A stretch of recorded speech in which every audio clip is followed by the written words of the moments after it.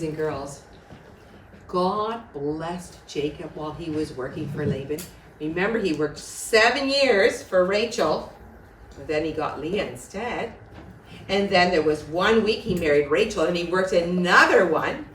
Remember that he said to, when he wanted to go back home, Laban said, "Oh, don't go. I found out that God is blessing me because of you." So then they had made a deal. If Jacob would take all the sheep or the lambs or the goats that were spotted and speckled and streaked and the brown ones, so he could see whether or not he was being honest. Well, God blessed Jacob so much. He had all kinds of flocks, so many sheep, and after a while Laban said, "Okay, I changed my mind. Only the spotted ones will be yours." But then God made it so that all the sheep would be spotted. And then Laban said, "I changed my mind. It's just the streaked ones with big streaks on it. Those ones will be yours." But then God made it so all the lambs and the little baby kids had streaks. And they said, "No, I changed my mind again. It's just the speckled ones, just little dots all over. That's the one." Laban kept changing this, but God made it so that he had so many. But Jacob, Rachel, and Leah, they had some brothers. And his brothers said, they noticed that Jacob was just getting richer and richer. Jacob had camels and donkeys and servants and maidservants.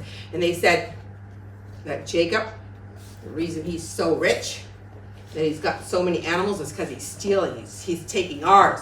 It really should belong to us. And Jacob noticed too that Laban, he wasn't happy anymore. He didn't look at Jacob with favor anymore. He kind of looked at him sort of like, "I don't really trust you. I don't think you're a good person." So Jacob said and God came to Jacob, and God said to Jacob, Go back to your house. Go back to where you came from before." And so Jacob called Rachel and Leah out to the field. Remember, they're way up here now. They're way up here. And Jacob called them out to the field, and now they have to go all the way down here. He said to them, "Your brothers and your father, they're not being kind to me anymore. And the God of my father Abraham and Isaac, he said to me, 'Go back to your place.' And I had a dream. And in my dream, there was all these spotted and speckled rams, and they were jumping all over the place. And then God said to me, 'Jacob.' And I said, 'Here I am.' And God said to me, 'I've seen how Laban is treating you. I've seen it. Don't worry. I am here, and I am taking care of you. I am the God of Bethel.'" Remember Bethel when Jacob said, "I promise that I'll be your God if you take care of me."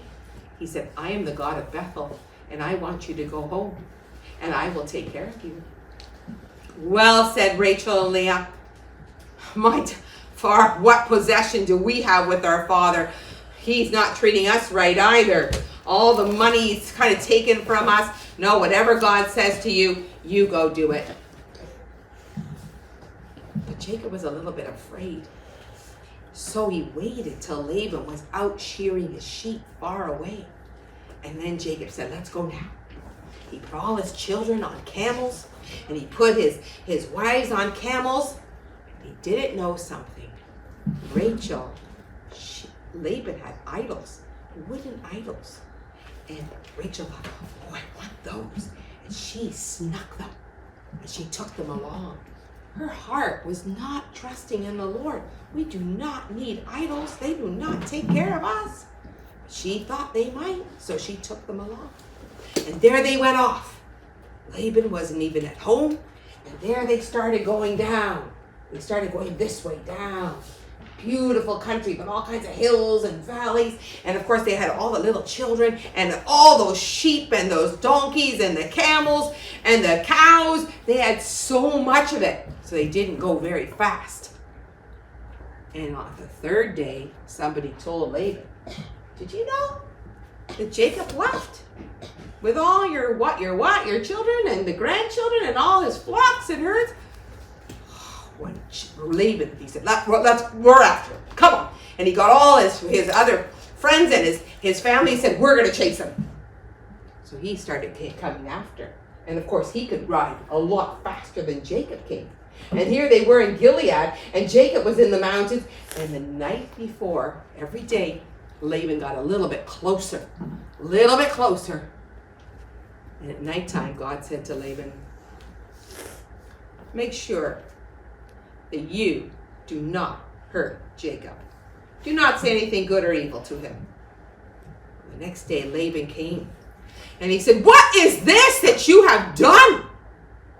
You ran away while I was gone. Why didn't you tell me you were going to go? I could have made a big party. We could have had harps and lutes, and I could have kissed my girls, my daughters, and kissed my grandchildren, and now you just took off like that. It's in my power to do you harm. I could hurt you. God came to me, the God of your father, Abraham and Isaac. He came to me last night. He said, make sure you don't hurt Jacob. And I can see that you wanted to see your father again. But why did you steal my idols, my household gods?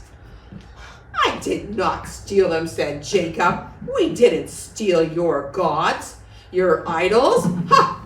Check. You can check all the tents. And if anybody has taken them, let that person be killed. He did not know.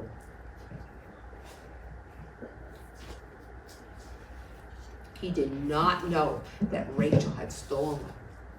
So Jacob went into Jacob's tent and felt around all the stuff, and he looked to see, he was feeling to make sure that, and then he went into Leah's tent, and he went into Bilhah's tent, and he went into Zilpah's tent.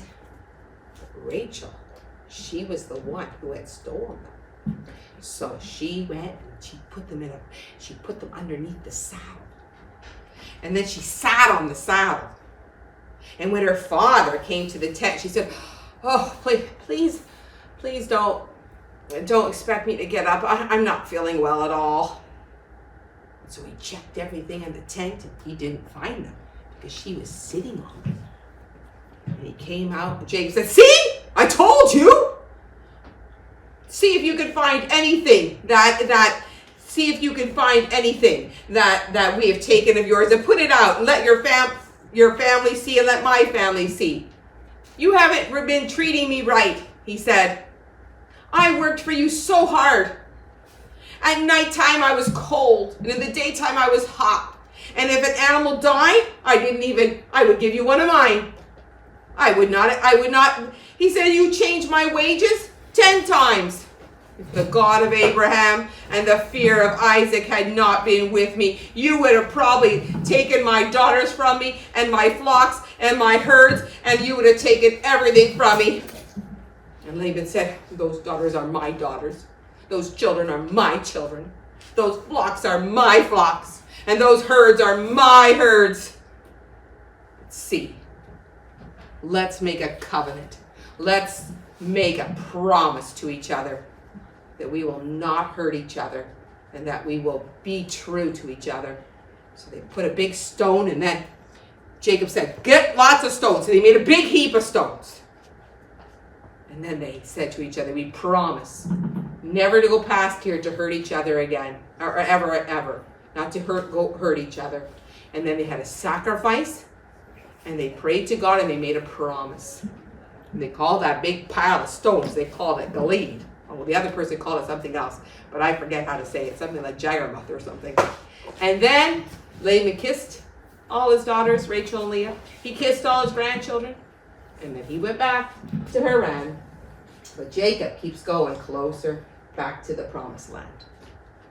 And that is the end of that story.